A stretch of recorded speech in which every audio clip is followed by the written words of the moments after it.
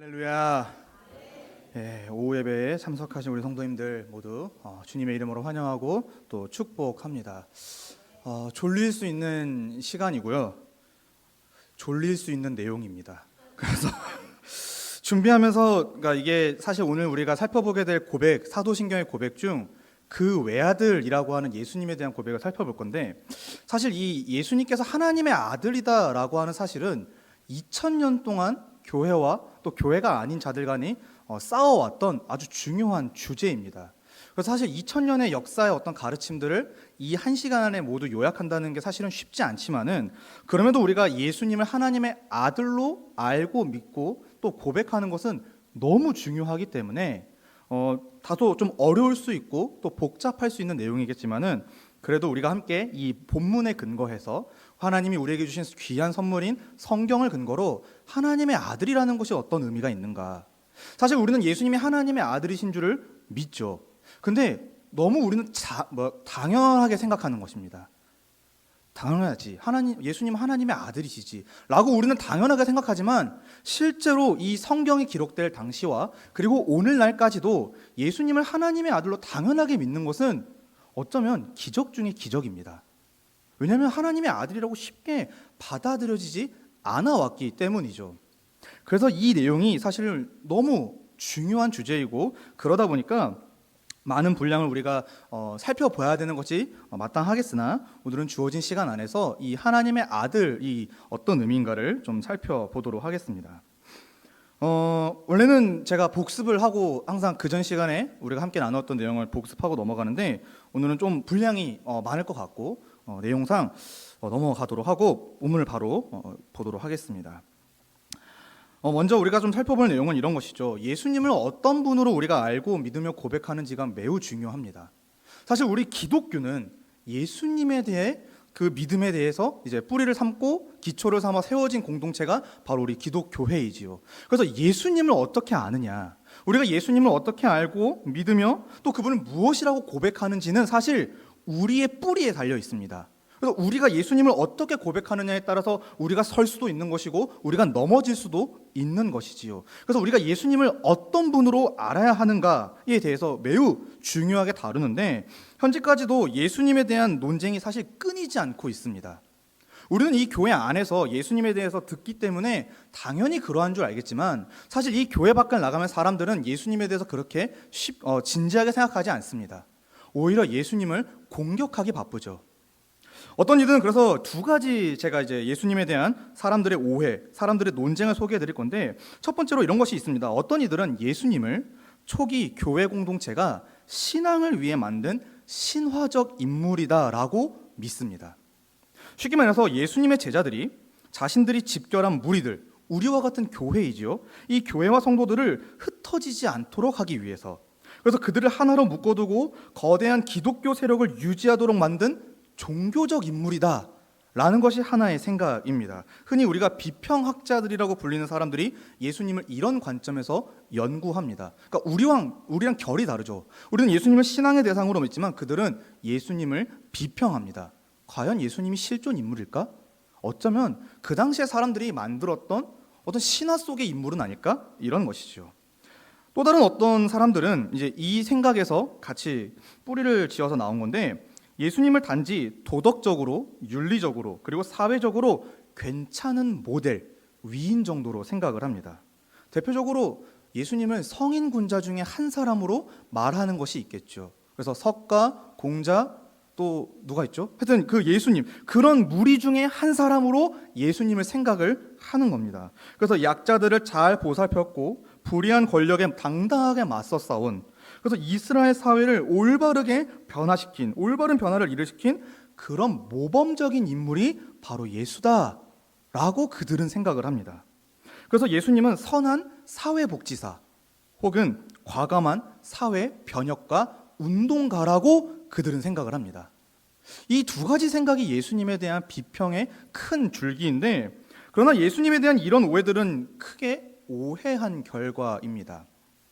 그렇다면 예수님에 대한 올바른 이해는 도대체 뭘까요? 우리 교회와 성도는 도대체 예수님을 무엇이라고 믿어야 합니까?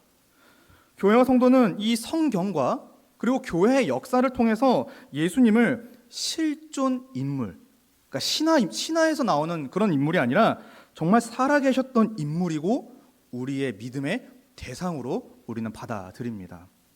바꿔 말하면 예수님은 단지 신화적 인물도 모범적인 인물도 아니라 우리 믿음의 실제 대상이라는 것이 바로 교회의 고백입니다. 한편으로 오늘 우리 중에도 예수님에 대한 오해가 있을 수 있습니다. 바로 예수님을 내 신앙생활의 모델로 삼는 거죠. 제가 공부했던 총신대학교 사당동 캠퍼스 종합관이라는 건물 1층 화장실 거울 앞에는 이런 문구가 적혀 있습니다. 예수님이라면 어떻게 하셨을까?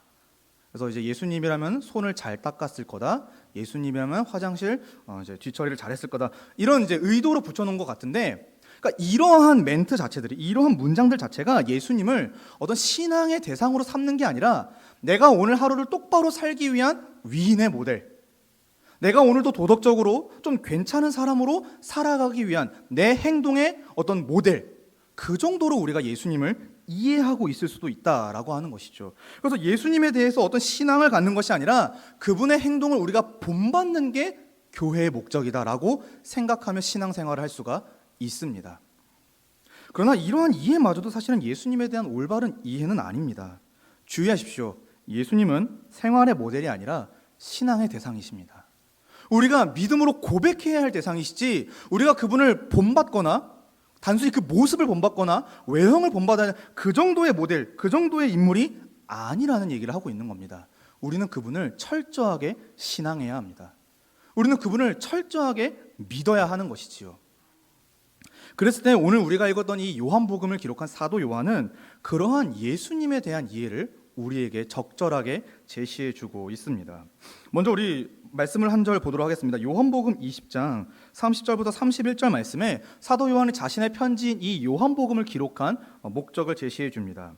예수께서 제자들 앞에서 이 책에 기록되지 아니한 다른 표적도 많이 행하셨으나 오직 이것을 기록함은 너희로 예수께서 하나님의 아들 그리스도이심을 믿게 하려 함이요 또 너희로 믿고 그 이름을 힘입어 생명을 얻게 하려 함이라.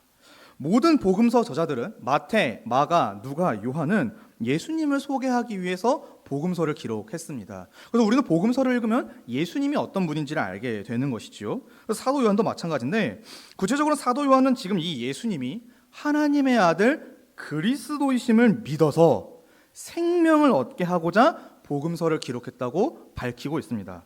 여기서 사도 요한의 목적 두 가지가 드러납니다. 하나는 예수님이 누구이신가를 알게 하는 거고 다른 하나는 그분을 믿어 생명을 얻게 하는 것입니다.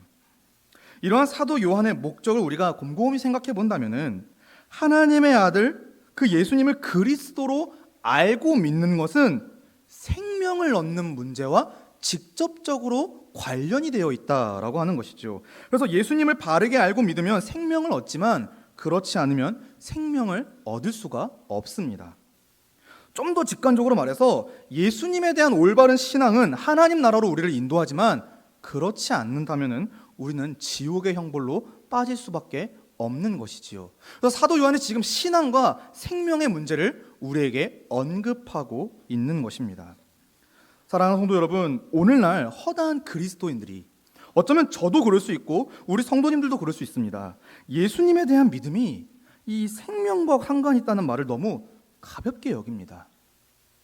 그러니까 예수님을 믿으면 믿는 거지 그게 내가 살아가고 내가 살고 죽는 문제는 아니잖아요 라고 우리는 생각한다는 것이죠. 그래서 신앙과 생명을 너무 심각하게 생각하지 않는, 그렇게까지 믿어야 되나요? 그렇게까지 내가 예수님을 알고 그렇게까지 내가 예수님을 신앙해야 합니까? 예수님에 대한 믿음이 내 생명을 좌지우지한다고요? 말도 안 되는 소리 하지 마십시오 라면서 그 믿음과 생명을 전혀 돌보지 않는 그러한 안타까운 현실이 우리들 가운데 펼쳐지고 있는 것을 보게 됩니다. 그러나 성경은 신앙과 생명에 대해서 심각하게, 어떤 경우에는 무서울이 많지 진지하게 우리에게 언급해 줍니다. 믿지 않으면 죽는다. 오늘 우리는 어떻습니까? 우리의 신앙의 여부가 생명을 결정짓는다라고 하는 이 성경의 증언을 우리는 정말 진지하게 받아들이고 있습니까? 어쩌면 우리도 이러한 오해와 어떤 안일함을 갖고 신앙생활하고 있지는 않습니까? 그냥 매주 나가는 거죠. 교회를 다니면 다녔죠. 말씀을 읽으면 읽었죠. 그게 왜 내가 죽고 사는 문제입니까? 라고 혹여나 우리도 은연중에 생각하고 있지 않습니까? 저는 이러한 오해와 안일함을 당장 버려야 된다고 생각합니다. 믿어야 합니다. 지금 믿어야 합니다. 그리고 그 믿음의 문제는 우리가 사냐 죽느냐의 결정을 미칩니다. 이제 본격적으로 성경이, 특별히 사도 요한이 제시하는 그럼 그 예수님에 대해서 함께 좀 살펴보고자 합니다. 사도 요한은 자신의 복음서 서두에서 1장 1절부터 18절까지 예수님을 크게 세 가지로 설명을 합니다. 먼저 이 요한복음 1장 1절부터 18절이 갖는 의미가 좀 있습니다. 바로 요한복음 전체를 이해하는 핵심적인 역할이죠. 어떤 드라마나 영화로 따지면은 예고편과도 같은 역할을 합니다. 그래서 1절부터 18절까지 우리가 잘 안다면은 19절 이하에 펼쳐지는 그 예수님의 모든 사역이 이해가 됩니다. 바꿔 말하면은 1절부터 18절에 나타난 예수님을 우리가 올바르게 이해하지 못한다면은 19절 이하의 예수님의 행적을 도무지 이해할 수가 없습니다. 한번 보도록 하겠습니다. 먼저 요한복음은 다른 복음서들, 마태복음, 마가복음, 또 누가복음과는 달리 독자적인 방식으로 예수님을 소개합니다. 그러다 보니까 사건의 배열이라든지 시간의 순서가 달라서 우리 이 성경을 읽고 있는 우리로 하여금 헷갈리게 만들죠. 그래서 저는 어렸을 때 굉장히 많은 궁금증이 이 요한복음에 있었습니다. 요한복음을 읽다 보면 시간이 안 맞거든요. 분명히 이때쯤에 이런 사건이 나와야 될 텐데 요한복음은 전혀 다른 시간으로 우리에게 예수님의 사건을 소개해 주기 때문에 어렸을 땐 요한복음을 읽으면서 참 많은 궁금증이 있었습니다. 근데 어쨌든 이것은 사도 요한이 우리에게 의도한 것인데 독자적인 방식을 채택해서 마태나 마가나 누가 다른 복음서 저자들이 미처 언급하지 못한 예수님에 대한 사실을 우리에게 소개해 주고 있는 것이죠. 마태, 마가, 누가도 충분히 예수님을 소개해 주지만 또 한 번 예수님에 대한 이해가 사도 요한을 통해서 우리에게 주어지게 되는 것입니다. 그래서 그분에 대한 믿음을 우리 가운데 이끌어내는 것이지요. 그랬을 때 이 사도 요한은 1장 1절부터 18절에서 강조하는 것이 무엇이냐면은 예수님의 신격입니다. 즉 예수님이 하나님이시다라는 사실을 1절부터 18절에서 강력하게 증언을 하는 것이죠. 그래서 요한복음 전체를 위한 서론과 전제에 해당되는데 예수님이 위대한 능력과 무한한 영광을 지니신 참 하나님이심이 이 1절부터 18절의 강조점이고 우리가 1절부터 18절을 통해서 예수님이 하나님이라는 사실을 알지 못하면은 믿지 못하면은 19절 이하에 나타난 예수님의 행적을 도무지 이해할 수가 없는 것이죠. 우리가 너무나도 잘 아는 오병이어 사건도 예수님께서 하나님이시기 때문에 나타난 사건이죠. 죽은 나사로를 살렸던 사건도 예수님이 생명의 하나님이시기 때문에 벌어진 사건이죠. 그러니까 1절부터 18절까지 예수님이 하나님이라는 그 사실, 그걸 우리가 받아들이지 못하면은 성경을 읽어도 도무지 이해가 안 됩니다. 그럼 이해가 안 되면 믿음이 생기지가 않겠죠? 그럼 믿음이 생기지 않으면 우린 생명을 얻을 수가 없습니다. 그래서 이 1절부터 18절의 내용을 우리가 너무 잘 알아야 하는 것이죠. 어쨌거나 다시 돌아와서 사도 요한은 지금 예수님이 위대한 능력과 무한한 영광을 지니신 참 하나님이다 라고 하는 사실을 우리에게 증거하고 있습니다. 따라서 독자들, 우리는 이 1절부터 18절의 설명을 읽고 이제 이후에 나타나는 모든 사건들을 이해하게 되는 것이지요. 그다음 사도 요한은 예수님을 지금 어떻게 소개하고 있냐? 아까 세 가지라고 말씀드렸는데 첫 번째로 요한복음 1장 1절부터 3절을 읽어보도록 하겠습니다. 태초에 말씀이 계시니라. 이 말씀이 하나님과 함께 계셨으니 이 말씀은 곧 하나님이시니라. 그가 태초에 하나님과 함께 계셨고 만물이 그로 말미암아 지은 바 되었으니 지은 것이 하나도 그가 없이는 된 것이 없느니라. 지금 사도 요한이 예수님을 뭐라고 소개하냐면은 태초에 하나님과 함께 하셨던 말씀이다라고 소개하고 있습니다. 특별히 태초에 성부 하나님과 함께 이 천지를 창조하신 분이 바로 말씀이신 예수님이라고 하는 것이죠. 즉 예수님 역시 하나님, 성부 하나님과 동일하게 창조의 능력을 갖고 계십니다. 바로 그런 분이 우리가 믿는 예수님이죠. 두 번째로 요한복음 1장 4절과 5절 말씀을 읽어보도록 하겠습니다. 그 안에 생명이 있었으니 이 생명은 사람들의 빛이라. 빛이 어둠에 비치되 어둠이 깨닫지 못하더라. 두 번째로 사도 요한이 예수님에 대한 소개는 뭐냐면은 어둠에 머물러 있는 사람들을 위한 생명의 빛이다라고 하는 것입니다. 즉 죄로 인해서 어두워진, 그래서 하나님을 알지 못하는 그 어두운 세상과 사람들을 밝히 비추어서 하나님을 똑바로 보도록 하는 것이 바로 이 생명의 빛 예수님이다라는 것이 사도 요한의 설명입니다. 마지막으로 세 번째로 우리가 읽었던 오늘 본문 말씀입니다. 14절에 말씀이 육신이 되어 우리 가운데 거하심에 우리가 그의 영광을 보니 아버지의 독생자의 영광이요 은혜와 진리가 충만하더라. 한 절 더 보도록 하겠습니다. 18절 말씀입니다. 본래 하나님을 본 사람이 없으되 아버지 품속에는 독생하신 하나님이 나타내셨느니라. 그래서 지금 사도 요한의 세 번째 예수님에 대한 설명이 뭐냐면은 하나님의 은혜와 진리로 충만한 독생자, 바로 외아들이다라고 소개를 하고 있습니다. 여기서 충만하다라고 하는 것은 가득하다라고 하는 겁니다. 빈틈이 하나도 없이 구석구석, 즉 예수님의 어떤 면모를 보든지 어떤 사역을 보든지 우리는 하나님을 보게 됩니다. 그게 독생자다라고 하는 말씀의 의미입니다. 이 세 가지 표현, 말씀, 생명의 빛, 그리고 독생자, 이 세 가지 표현의 공통점이 뭐냐면은 예수님을 초월적인 존재로 묘사한다라고 하는 것이죠. 즉, 이 인간 세상에 우리와 같은 어떤 똑같은 피조물이 아니라 말 그대로 우리를 초월하여 계시는, 초월하여 존재하시는 신 그 자체, 바로 그게 예수님에 대한 요한의 소개입니다. 예수님은 보통의 인간들과 달리 영원부터 하나님과 함께 존재하셨습니다. 하나님이 태초에 천지를 창조하시니라 할 때 그 태초의 그 순간부터도 예수님은 하나님과 함께 계셨죠. 그리고 하나님과 같이 창조를 행하셨습니다. 더 나아가 참 진리와 생명을 갖고 계신 하나님이 바로 예수님이다라는 것이 사도 요한의 설명입니다. 그야말로 예수님에 대한 이해가, 예수님을 어떻게 이해하냐, 예수님의 이해에 대한 방향이 이 땅에서 시작하는 것이 아니라 저 높은 하늘에서부터 시작하게 되는 것이지요. 이 땅에서 살아가는 어떤 인물 중에 한 사람으로 예수님을 바라보는 것이 아니라 저 하늘로부터 이 땅으로 내려오신 하나님, 그야말로 은혜와 진리가 그리고 영광과 능력이 충만하신 하나님, 그 하나님이 이 땅에 내려오셔서 우리 가운데 아버지를 보여주신다라고 하는 그 논리가 바로 1절부터 18절까지의 설명입니다. 그렇기 때문에 우리는 예수님을 수많은 인물 중에, 이 세상 가운데 살았던 수많은 인물 가운데 한 사람이 아니라 하나님으로 믿는 겁니다. 우리와 똑같은 사람이 아니라, 물론 우리와 똑같은 면모를 취하셨지만 그는 본질상 하나님입니다. 바로 예수님이 우리의 하나님이신 것이지요. 오늘은 이 중에서 이 예수님이 하나님의 외아들, 독생자다라는 부분에 조금 더 집중해서 살펴보도록 하겠습니다. 먼저 결론부터 말씀드리면 이겁니다. 예수님은 하나님의 독생자, 아버지의 외아들이기 때문에 아버지를 가르쳐 주실 수 있습니다.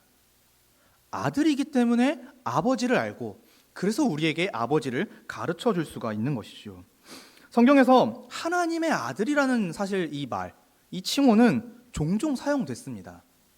그게 세 가지 용례가 있는데, 첫 번째로 하나님의 아들이라는 칭호는 하나님을 섬기는 하나님의 백성들을 가리킵니다. 하나님과 언약 관계를 맺은 백성들이 성경에서는 하나님의 아들이다라고 표현이 되죠. 그래서 구약 시대에는 이스라엘을, 신약 시대에는 우리와 같은 교회를 하나님의 아들이라고 표현하기도 합니다. 두 번째로 하나님의 아들은 왕으로 불림을 받아 임직한 사람들을 가리킵니다. 구약 성경에 보면 하나님께서 이스라엘의 왕으로 세워진 인물들을 아들이라고 부르십니다. 사무엘하 7장 14절에 하나님께서 다윗에게 언약을 맺으실 때, 다윗의 왕국이 영원히 견고할 것이라는 말씀을 주실 때 내가 다윗의 아들의 아버지가 되고라고 말씀하십니다. 여기서 아들은 1차적으로 솔로몬이죠. 근데 그 솔로몬 왕을 지금 하나님께서 내 아들이라고 여겨 주시는 것입니다. 그러니까 아들이라는 표현은 사실 많이 사용되었던 것이죠. 세 번째로, 이거는 이제 얼마 안 되는 용례이긴 한데, 하나님의 아들은 천상의 존재들을 가리킬 때 사용되기도 했습니다. 적게 등장하는 용례인데, 때때로 이 천상의 존재들, 그러니까 천사와 같은 존재들을 가리킬 때 하나님의 아들들이라는 표현들이 사용되기도 했습니다. 그래서 욥기를 읽어보면은 그 천상 회의 가운데에 모여 있는 천사들을 하나님의 아들들이라고 표현하는 경우들이 있는데, 확실한 사실은 예수님을 우리가 하나님의 아들입니다, 하나님의 외아들입니다, 독생자라고 했을 때에는 앞서 소개해드린 이 세 가지 용례 어디에도 해당되지 않는다라고 하는 것입니다. 오히려 예수님은 그 용례들을 초월하는 어떤 신적인 의미가 담겨 있는 것이죠. 그래서 예수님이 하나님의 아들이라는 이 교회와 성도의 신앙 고백은 예수님의 독특하고 유일한 정체성을 의미합니다. 그러니까 이 하나님의 아들이라는 표현이 예수님께 쓰일 때는 특별한 의미가 있는 것이죠. 심지어 교회는 역사적으로 이 표현 하나를 갖고 힘껏 싸워왔습니다. 심지어 이 표현 때문에 피 흘려 누군가는 죽기도 했습니다. 우린 여기서 한 가지를 깊이 생각해 봐야 합니다. 왜 그랬을까요? 그냥 하나님의 아들이라고 표현하면 될 것을, 우리처럼 쉽게 고백하면 될 것을 왜 그들은 이렇게까지 진지하게 고민하며 싸워왔냐 이겁니다. 왜 그렇게 머리 아픈 일을 했고 왜 그렇게 머리 아픈 걸 교회에서 가르쳐 왔을까 하는 것이죠. 왜냐하면 당대에 예수님의 하나님의 아들 되심은 수많은 공격과 비판의 대상이 되었기 때문입니다. 심지어 예수님이 활동하던 시대에도 예수님이 자신을 가리켜 나는 아버지의 아들이다 라고 소개하실 때에도 유대 지도자들이 돌을 들고 예수님을 쫓아와 핍박했습니다. 그러니까 예수님의 시대 이후에도 예수님이 하나님의 아들이라고 하는 사실은 언제나 세상으로부터 공격을 받았다라고 하는 것이지요. 그렇기 때문에 심지어 교회 안에 예수님이 하나님의 아들이 아니라는 거짓 교훈까지도 들어와 교회를 망가뜨렸습니다. 그래서 우리의 신앙의 선진들은 예수님이 하나님의 아들이라고 하는 이 굳건한 진리, 이 성경의 진리를 지키기 위해 부단히 노력하고 애써왔다라고 하는 것이지요. 사랑하는 성도 여러분, 오늘 우리는 그들에 비하면, 우리보다 먼저 믿음을 가졌던 이들에 비하면은 상대적으로 안전하고 편안하게 신앙생활을 합니다. 우리가 사도신경을 통해서 그 외아들 우리 주 예수 그리스도라고 고백할 때 누구도 돌을 던지지 않죠. 우리는 편하고 안전하게 신앙생활합니다. 신앙을 고백하죠. 그러다 보니 우리는 우리가 고백하는 바의 의미를 전혀 생각하지 못할 때가 많습니다. 맹목적으로 혹은 습관적으로 사도신경을 고백하곤 하죠. 제가 유초등부 시절, 초등학교 시절 저는 제일 잘하는 게 하나 있었습니다. 사도신경을 누구보다 빨리 고백했습니다. 5초 안에 그 긴 문장을 열심히 고백했죠. 우리도 어쩌면 그럴지도 모르겠습니다. 아무 생각 없이, 어떤 의미를 생각하지 않고, 또 그것이 왜 고백되어져 왔는지를 깊이 생각하지 않은 채 그냥 읽기만 하는 겁니다. 오늘 우리가 그럴지도 모르고 있죠. 저는 이걸 주의해야 된다고 생각합니다. 이런 맹목적이고 습관적인 신앙 고백은 절대 우리의 믿음이라고 말할 수 없습니다. 우리는 믿음을 고백할 때에는 반드시 지성과 감정과 의지가 발휘되어야 합니다. 우리는 한 줄 한 줄 고백할 때마다 그게 어떤 의미인지를 잘 알아서 정말 마음을 담아, 우리의 믿음을 담아 꾹꾹 눌러 고백해야 하는 것이지요. 그래서 사실 사도신경을 고백하는 순서는 너무 중요합니다. 설교를 듣는 시간만큼 이 신앙 고백을 하는 시간이 매우 중요하지요. 그런데 어쩌면 우리는 그 신앙 고백을 하는 시간을 너무 가볍게 생각할지도 모르겠습니다. 그래서 저는 지금 유초등부 친구들과 함께 늘 예배를 드릴 때 사도신경을 앞에 있는 화면을 보고 함께 한 목소리로 읽도록 합니다. 왜냐하면 그 신앙 고백이 너무 중요하기 때문이죠. 우리가 직접 눈으로 보고 눈을 감고 고백해도 좋습니다. 어쨌거나 그 한 줄 한 줄 담겨있는 그 의미를 잘 새기며 마음에 새기며 정말 믿음으로 고백하는 것, 그게 교회입니다. 그러한 믿음 위에 우리의 교회가 세워지게 되는 것이죠. 따라서 자주 고백하는 내용에 또 그 표현에 조금 더 많은 관심을 우리가 기울였으면 좋겠습니다. 그냥 매번 드리는 그 신앙 고백이 아니라 그게 왜 그럴까? 왜 우리가 하나님을 그렇게 고백하고 예수님을 그렇게 고백하며 왜 성령님을 고백하며 왜 교회를 고백하고 왜 우리가 마지막 날에 벌어질 일들을 고백하는 걸까? 이 부분에 조금 더 많은 관심이 필요할 것 같습니다. 당연하지 않게 고백해야 합니다. 우리의 이 고백이 오기까지 수많은 선배님들이 피 흘리셨습니다. 그러니 우리는 이 한 번의 고백을 잘 해야 합니다. 그리고 그 고백대로 살아가야 합니다. 그리고 이 고백을 우리 다음 세대들에게 전달해 주어야 하겠지요. 그래서 교회의 신앙 고백이 중요한 것입니다. 어쨌거나 교회는 예수님을 하나님의 아들, 독생자라고 고백했습니다. 그랬을 때 앞서 말씀드렸듯이 이 하나님의 아들이라고 하는 표현은 예수님과 하나님의 독특한 관계를 말을 합니다. 예수님은 자주 하나님과 자신의 관계에 대해서 말씀하셨습니다. 바로 예수님 자신은 하나님의 아들이며 심지어 하나님 아버지와 하나다라고 예수님이 말씀하셨죠. 마태복음 11장 27절 말씀에 내 아버지께서 모든 것을 내게 주셨으니 아버지 외에는 아들을 아는 자가 없고 아들과 또 아들의 소원대로 계시를 받은 자 외에는 아버지를 아는 자가 없느니라. 지금 여기서 예수님이 하나님 아버지를 뭐라고 부르냐면은 내 아버지다. 누구도 지금까지 하나님을 내 아버지라고 부른 적이 없었습니다. 근데 예수님이 어느 날 등장하셔가지고 말씀하신 것이죠. 내 아버지가. 요한복음 10장 30절에 나와 아버지는 하나이니라 하신대. 이 문장 때문에, 이 고백 때문에 유대의 지도자들이 돌을 들고 예수님을 쫓아가고 핍박을 했습니다. 그러니까 그만큼 지금 예수님이 하나님에 대해서 고백하는 이 부분이 매우 충격적이라고 하는 것이죠. 왜냐하면 그 유대 지도자를 생각하기에 예수라는 지금 인물이 신성모독한다고 여겼기 때문입니다. 어떻게 너가 목수의 아들인 나사렛 예수 너가 어떻게 하나님을 아버지라고 부르냐? 어떻게 너랑 하나님이 하나냐? 라고 그들이 생각했기 때문에 돌을 들고 핍박을 했다라고 하는 것입니다. 그래서 예수님이 하나님의 아들이라는 것, 이거는 사실 우리가 쉽게 받아들여지지 않는 진리이죠. 하지만 우리는 어떻게 믿고 있습니까? 예수님의 하신 말씀은 모두 사실이라고 믿습니다. 예수님은 이 땅에 오시기 전부터 그리고 영원부터 하나님과 함께 존재하셨던 하나님의 아들이십니다. 비록 어머니 마리아를 통해서 우리와 동일한 출생을 겪었지만 우리와 달리 본질에서부터 하나님과 동등한 영광을 취하고 계시는 하나님이십니다. 그분은 피조물이 아니라 하나님이십니다.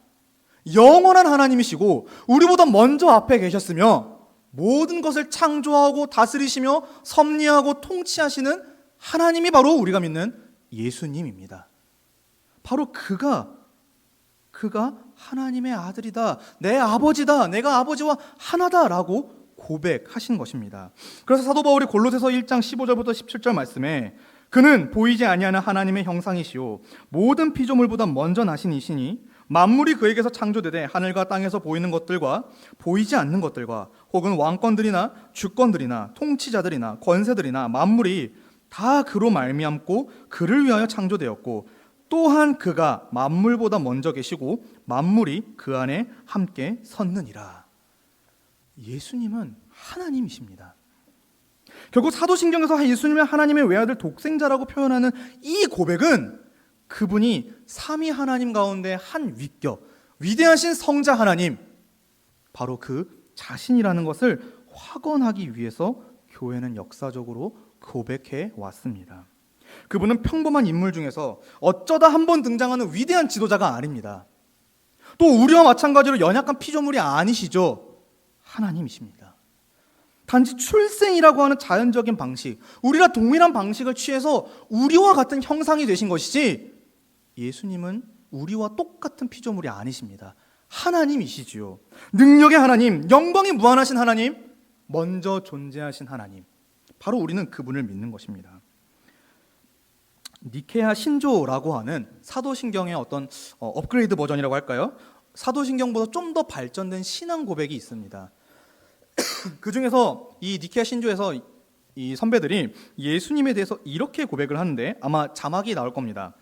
영원 전에 아버지로부터 나신 독생자, 빛으로부터 나신 빛, 참 하나님으로부터 나신 참 하나님, 나셨으나 지음을 받지 않으신 분, 아버지와 동일한 본질이신 분, 그로 말미암아 만물이 지음을 받았다.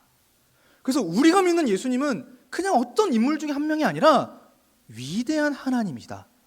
그 고백을 담고 있는 것입니다.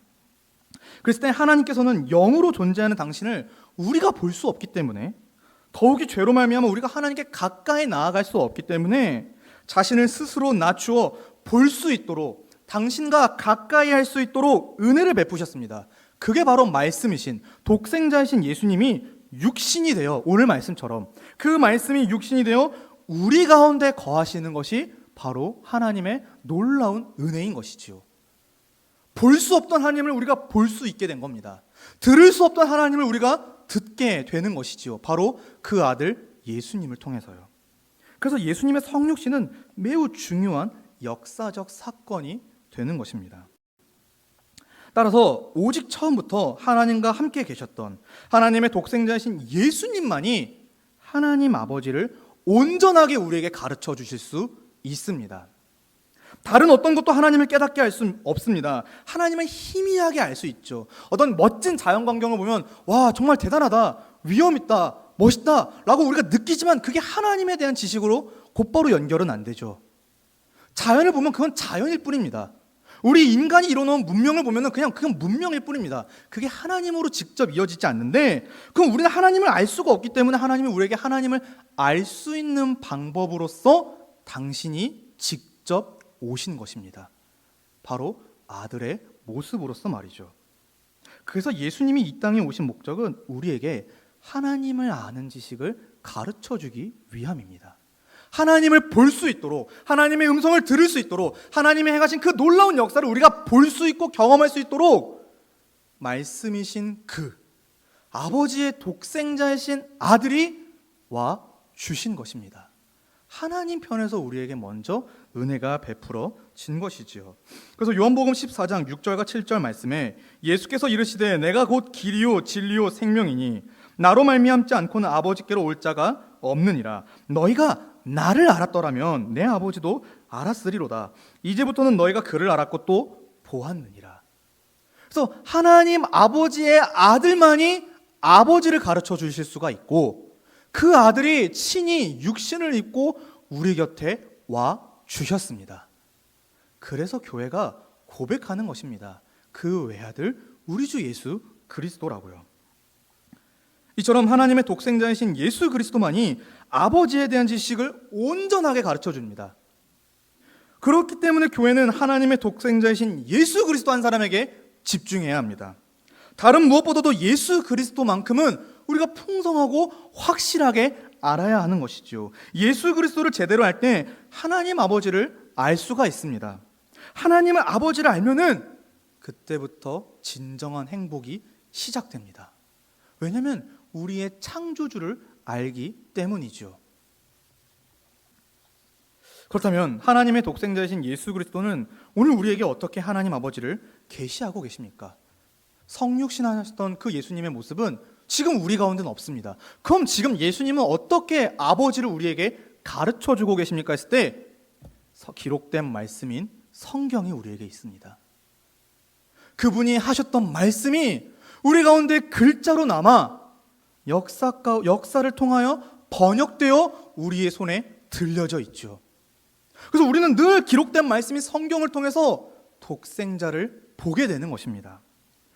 그분 자신이 태초에 하나님과 계셨던 영원한 말씀이기 때문에, 그래서 우리가 말씀을 보고 듣는 이 시간은 단순히 말씀을 보고 듣는 시간이 아니라 아버지의 독생자를 마주하는 시간입니다.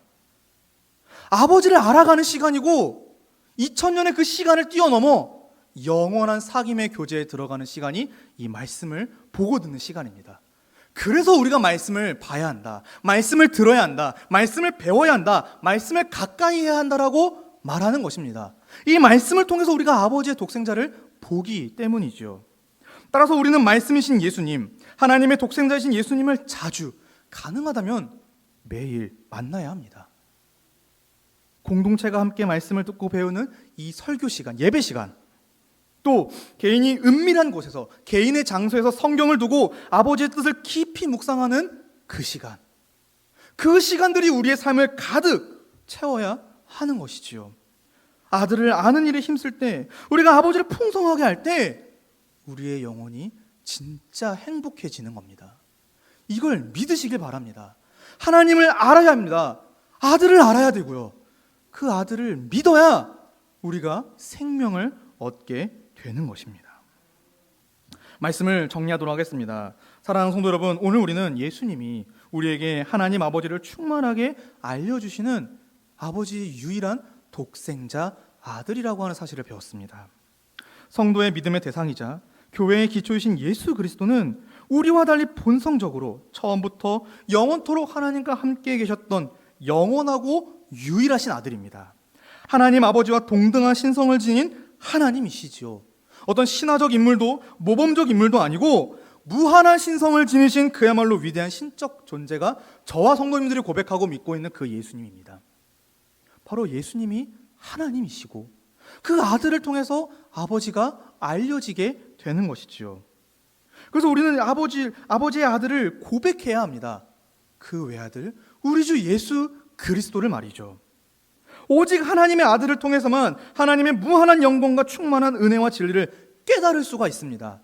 아들이 없이는 하나님을 알 수가 없습니다. 아들이 필요합니다. 죄로부터 건짐을 받아 아버지의 생명의 나라로 들어가기 위해서도 아들이 필요합니다.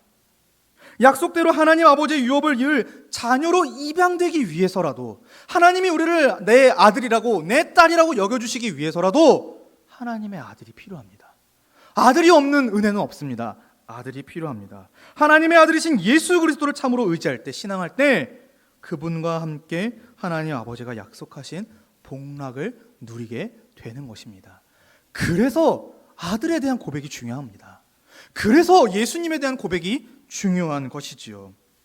결국 예수님을 하나님 아버지의 독생자라고 고백하는 우리가 하나님의 아들입니다. 아들을 통해 아들이라고 우리가 여겨짐을 받았습니다. 그리고 예수님은 하나님의 아들들 중에서 맏아들로서 우리에게 하나님 아버지를 가르쳐 주시고 그 하나님 아버지를 본받도록 도와주십니다. 하나님이 기뻐하시는 거룩한 자녀가 되는 방법은 아들을 보는 것입니다.